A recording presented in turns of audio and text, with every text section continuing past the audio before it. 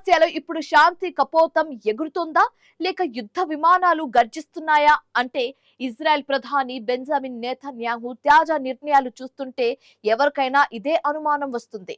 ఒకవైపు లెబనాన్ తో ముఖాముఖి చర్చలకు సిద్ధమని ప్రకటిస్తూనే మరోవైపు బాంబుల వర్షాన్ని రెట్టింపు చేస్తామని ఆయన చెప్పడం ఇప్పుడు సంచలనంగా మారింది.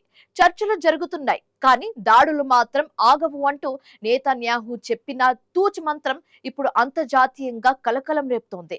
అమెరికా ఇరాన్ మధ్య కుదిరిన సంధిని లెబనాన్ విషయంలో పక్కన పెట్టేసిన ఇజ్రాయెల్ కేవలం కొన్ని గంటల్లోనే 300 మందిని బలి తీసుకుంది. అయితే ఈ పరిణామంతో ఆగ్రహించిన ఇరాన్ హార్ముజ్ జలసంధిని మళ్లీ మూసివేసింది.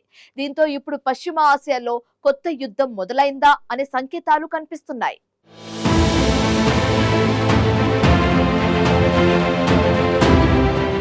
పశ్చిమాసియాలో యుద్ధం రోజుకో మలుపు తిరుగుతోంది. అమెరికా ఇరాన్ మధ్య తాత్కాలిక కాల్పుల విరమణ కుదిరిన తర్వాత ఉద్రిక్తతలు కొంత తగ్గుతాయని అంతా భావించారు. కానీ తాజా పరిణామాలు చూస్తుంటే ఈ ప్రాంతంలో శాంతి ఇంకా చాలా దూరంలో ఉందనే సంకేతాలు స్పష్టంగా కనిపిస్తున్నాయి. ముఖ్యంగా లెబనాన్ అంశంలో ఇజ్రాయెల్ తీసుకుంటున్న నిర్ణయాలు మొత్తం ప్రాంతాన్ని మళ్లీ అగ్నిగుండంగా మార్చే ప్రమాదం కలిగిస్తున్నాయి. ఇజ్రాయెల్ ప్రధాని బెంజమిన్ నెతన్యాహు ఇటీవల చేసిన వ్యాఖ్యలు అంతర్జాతీయంగా చర్చకు దారితీశాయి. ఒకవైపు లెబనాన్తో ప్రత్యక్ష శాంతి చర్చలకు సిద్ధమని ప్రకటిస్తూ మరోవైపు అక్కడ కాల్పుల విరమణకు అవకాశం లేదని స్పష్టం చేయడం విరుద్ధమైన సంకేతాలుగా కనిపిస్తోంది. ఇది కేవలం రాజకీయ వ్యూహమా లేక అంతర్గత ఒత్తిడుల ఫలితమా అని విశ్లేషకులు అనుమానం వ్యక్తం చేస్తున్నారు. ఇటీవల పాకిస్తాన్ మధ్యవర్తిత్వంతో అమెరికా ఇరాన్ మధ్య కాల్పుల విరమణ ఒప్పందం కుదిరింది. ఇది అన్ని ప్రాంతాలకు వర్తిస్తుందని పాక్ ప్రధాని చెప్పినా నెతన్యాహు మాత్రం లెబనాన్పై యుద్ధాన్ని కొనసాగించారు. కేవలం 10 నిమిషాల్లోనే 100కి పైగా ఎయిర్ స్ట్రైక్లు చేశారు. దీంతో కేవలం కొన్ని గంటల్లోనే వందల మంది ప్రాణాలు కోల్పోయారు.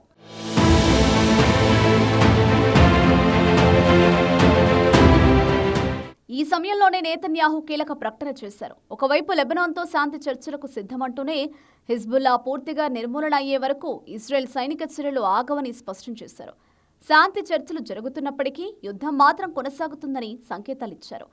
సాధారణంగా చర్చలు ప్రారంభమైనప్పుడు కనీసం తాత్కాలిక కాల్పుల విరమణ అమల్లోకి వస్తుంది. కానీ ఇక్కడ మాత్రం టాక్స్ అండ్ వార్ ఒకేసారి కొనసాగుతున్నాయి. ఇజ్రాయెల్ సైన్యం ఐడిఎఫ్ ఇప్పటికే లెబనాన్లో భారీ స్థాయిలో దాడులు కొనసాగిస్తోంది. హిజ్బుల్లా స్థావరాలు, కమాండ్ కేంద్రాలు, ఆయుధ నిల్వలను లక్ష్యంగా చేసుకుని ఎయిర్ స్ట్రైక్స్ చేస్తోంది. అయితే ఈ దాడులు కేవలం మిలిటెంట్ టార్గెట్లకే పరిమితం కావడం లేదన్న ఆరోపణలు కూడా ఉన్నాయి.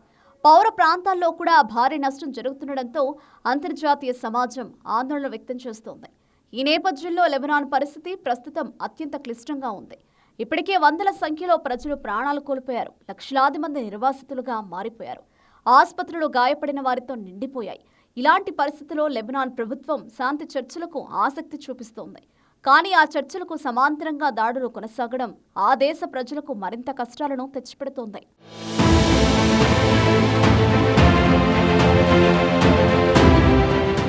ఇక ఇరాన్ వైపు నుంచి వస్తున్న ప్రతిస్పందన కూడా పరిస్థితిని మరింత సంక్లిష్టంగా చేస్తోంది.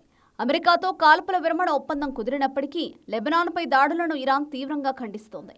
ఈ దాడులు కొనసాగితే తాము మళ్లీ యుద్ధాన్ని ప్రారంభించేందుకు వెనకాడబోమని హెచ్చరించడం మొత్తం ప్రాంతాన్ని మరో పెద్ద యుద్ధానికి దారితీసేలా కనిపిస్తోంది. ఈ పరిణామాల్లో హర్ముజ్ జలసంధి మరోసారి కీలక పాత్ర పోషిస్తోంది. లెబనాన్పై దాడులను ఖండిస్తూ ప్రపంచ చమురు సరఫరాలో కీలకమైన ఈ మార్గాన్ని ఇరాన్ మళ్లీ మూసివేయడం అంతర్జాతీయ మార్కెట్లను కుదిపేసింది. సముద్ర మార్గాలు, ఇంధన సరఫరా ఇవన్నీ ఇప్పుడు యుద్ధంలో భాగమయ్యాయి. మరోవైపు అమెరికా పాత్ర కూడా ఇక్కడ కీలకంగా మారింది. అధికారికంగా చూస్తే అమెరికా ఇరాన్ మధ్య కుదిరిన కాల్పుల విరమణ ఒప్పందం లెబనాన్కు వర్తించదని ట్రంప్ ఇప్పటికే స్పష్టం చేశారు. దీంతో ఇజ్రాయెల్ చర్యలకు అమెరికా పరోక్ష మద్దతుందన్న అభిప్రాయం బలపడుతోంది.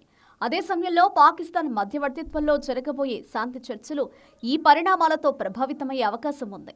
ఇస్లామాబాద్లో జరగబోయే ఈ చర్చలు పశ్చిమాసియాలో శాంతి నెలకొల్పడానికి ఒక కీలక అవకాశంగా భావించారు. కానీ లెబనాన్పై దాడులు కొనసాగితే ఆ చర్చలు నిలిచిపోయే ప్రమాదం ఉంది. ఇరాన్ ఇప్పటికే ఈ విషయంపై ఆందోళన వ్యక్తం చేసింది. ఒక ప్రాంతంలో జరుగుతున్న సైనిక చర్యలు మరో ప్రాంతంలో జరుగుతున్న దౌత్య చర్చలను కూడా ప్రభావితం చేస్తున్నాయి.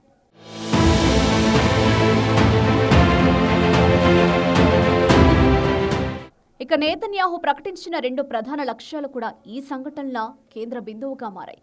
హిజ్బుల్లాకు ఆయుధ సరఫరాను పూర్తిగా నిలిపివేయడం, ఇజ్రాయెల్ లెబనాన్ మధ్య శాశ్వత శాంతిని నెలకొల్పాలంటూ నేతన్యాహు షరతులు విధించారు.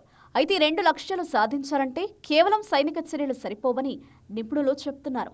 దీనికోసం రాజకీయ పరిష్కారం, దౌత్య చర్చలు, అంతర్జాతీయ ఒత్తిడి ఉంటేనే ఇవి సాకారం అవుతాయంటున్నారు. గత 40 రోజులుగా జరుగుతున్న ఈ దాడుల్లో లెబనాన్ ఛిద్రమైపోయింది. ఇప్పటి వరకు 1500 మందికి పైగా మరణించగా 10 లక్షల మందికి పైగా ప్రజలు నిరాశ్రయులయ్యారు.